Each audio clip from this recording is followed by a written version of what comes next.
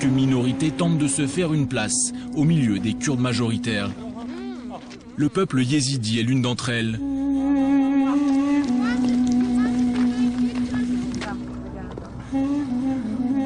Pour se rendre dans le berceau historique de ce peuple encore si peu connu, la route est périlleuse. Escortés par des forces kurdes peshmerga, nous restons sur nos gardes.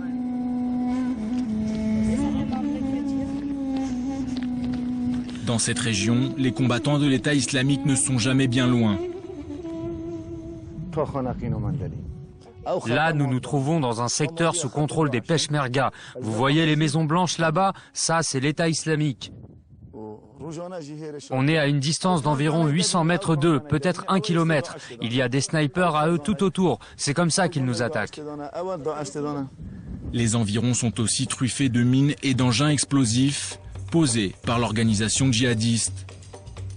À quelques encablures de la ligne de front, les pick-up que nous croisons sur cette route sont susceptibles de transporter à leur bord des combattants de l'État islamique.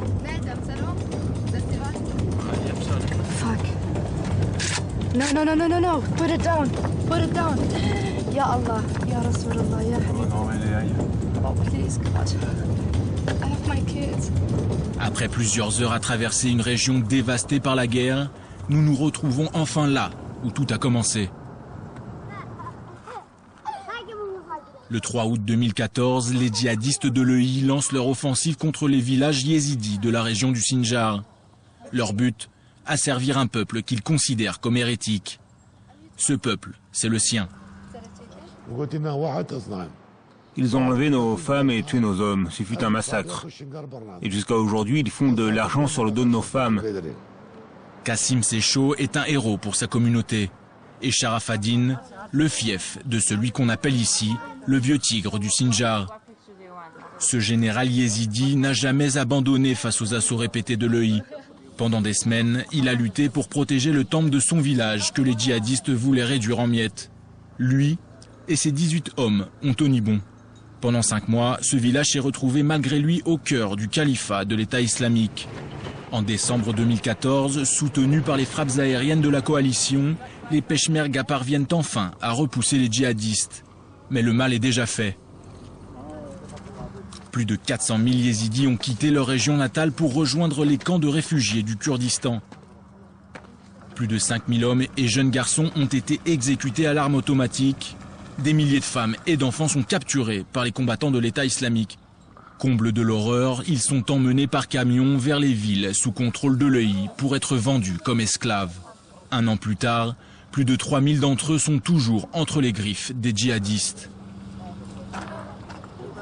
Nous sommes partis à la rencontre de ces femmes et de ces enfants yézidis, revenus de l'enfer et désormais réfugiés au Kurdistan irakien.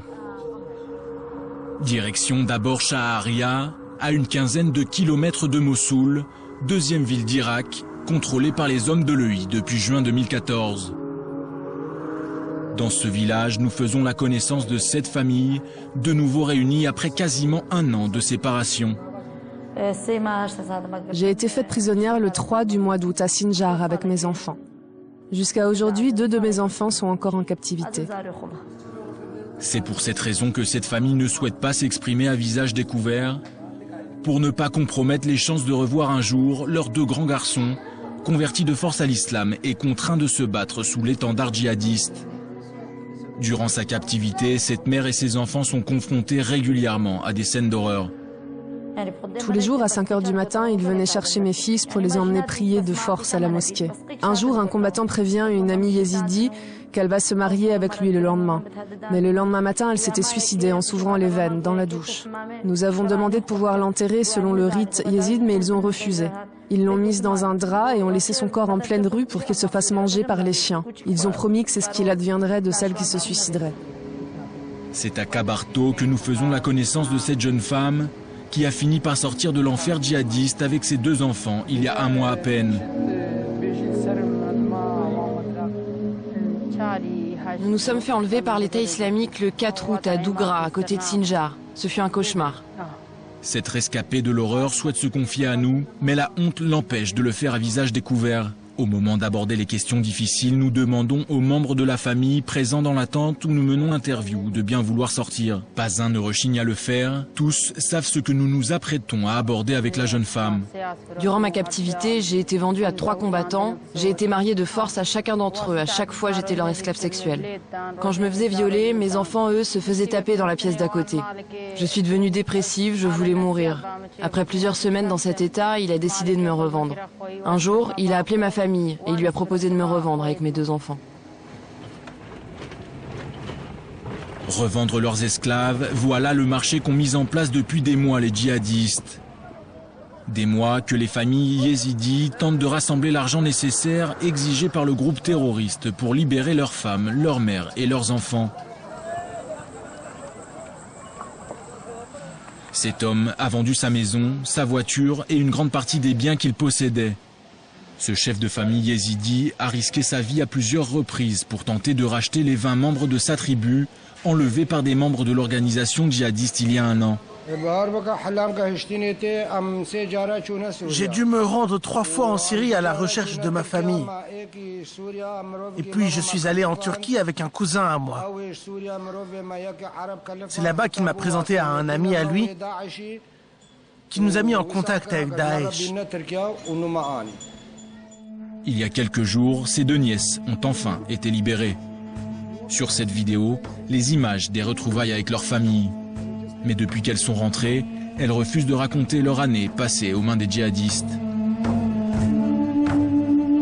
Cette libération aurait pu ne jamais avoir lieu si l'oncle des jeunes filles, qui a encore 17 membres de sa famille en captivité, n'avait pas trouvé les fonds nécessaires qui lui manquaient après avoir vendu ses biens.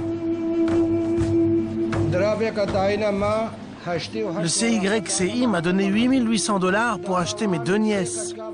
Leur mère avec 3 de leurs frères et sœurs, dont un bébé qui sont encore en captivité. La situation est très compliquée, mais si nous avons l'argent nécessaire et que nous recevons de l'aide, je pense que nous pourrons tous les sauver.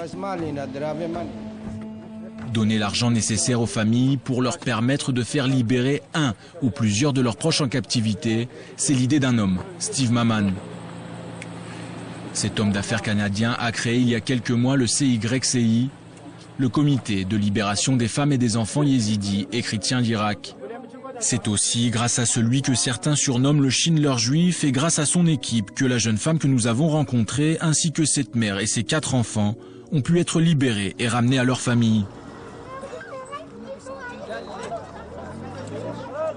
Sfian a rejoint bénévolement le CYCI au moment de sa création il y a quelques mois. Ce yézidi de 23 ans habite dans le village de Khenke. Sfian a déjà contribué à plusieurs dizaines de libérations de femmes et d'enfants. Soit elles nous téléphonent, soit nous nous retrouvons avec notre équipe. Si nous ne les aidons pas avec de l'argent, ces familles ne peuvent pas sauver leurs proches détenus par l'État islamique. Ensuite, on prend contact avec M. Daoud et on s'accorde sur le jour de la transaction, le lieu et la somme qu'il faut verser au nom du CYCI. C'est comme ça qu'on sauve des gens. Et M. Daoud, c'est cet homme d'une trentaine d'années. Ce chrétien natif de Bagdad est revenu il y a quelques mois du Canada où il s'est exilé pour venir en aide aux minorités persécutées. Sa mission au sein de l'organisation, veiller au bon déroulement des opérations. Avant de répondre à nos questions, il nous fait promettre de ne pas dévoiler son visage. J'achète un être humain, ok? Donc je me dois de faire très attention.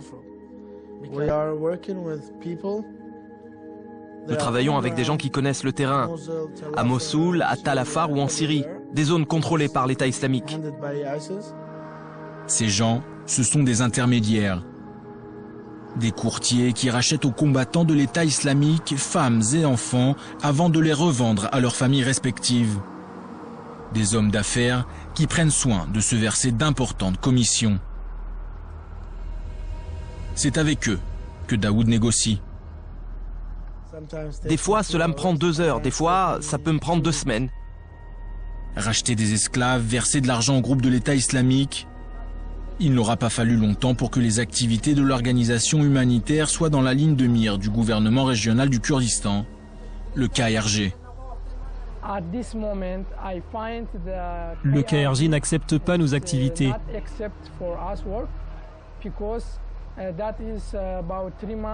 Depuis 3 mois, pas mal de personnes, des membres du Parlement kurde, des membres du Parlement irakien, nous interpellent. Ils nous demandent pourquoi nous travaillons avec cette organisation. Ils me disent qu'on ne connaît pas assez ce Steve Maman, que c'est un juif et qu'il a reçu beaucoup trop d'argent au nom des Yézidis. Notre mission est humanitaire. Notre seul but, c'est de sauver les Yazidis qui sont en captivité. Maintenant, si les Kurdes veulent m'arrêter ou me tuer, moi ou mes collègues, moi je n'en ai rien à faire. J'aurai la conscience tranquille.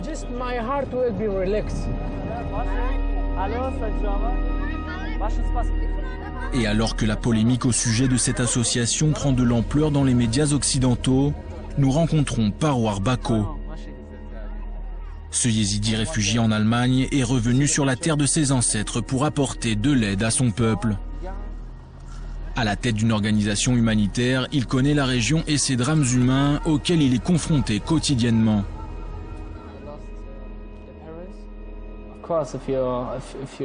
Pour certains, c'est un bon business, et pas seulement pour les hommes de l'État islamique. Il y a les intermédiaires.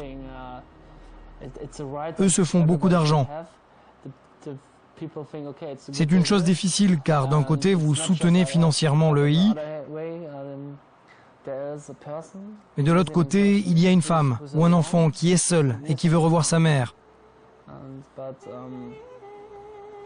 Je pense que le plus important, c'est de ramener ces personnes.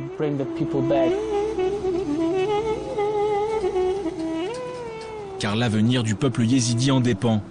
Un peuple multimillénaire persécuté depuis toujours et qui n'a qu'un seul et unique souhait, retrouver mères, femmes et enfants pour vivre en paix sur sa terre ancestrale. En attendant, ces rescapés de l'horreur disent d'une seule et même voix qui sauve une vie, sauve l'humanité tout entière.